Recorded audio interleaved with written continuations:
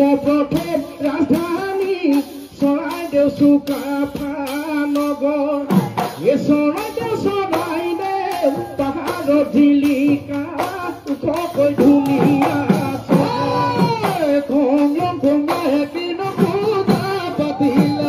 স্বৰ্গদেউ চুকাফাই চৰাইদেউ প্ৰথমে সেই পূজা পাতিলে আমলখি দেওহালত প্ৰগ্ৰামৰ বলি দিলে বিশ্বনাথে পাৰত ৰঙা ঘৰৰ কাষত আদিও জিলিকি আছে সেয়াই হ'ল চুকাফা পূজা 12 বছৰৰ মূৰতে পাতে তালিমি দেশৰ দাঁতিতে ৰংপুৰ নগৰৰ পূবতে আহোমৰ প্ৰথম ৰাজধানী চৰাইদেউ জিলিকি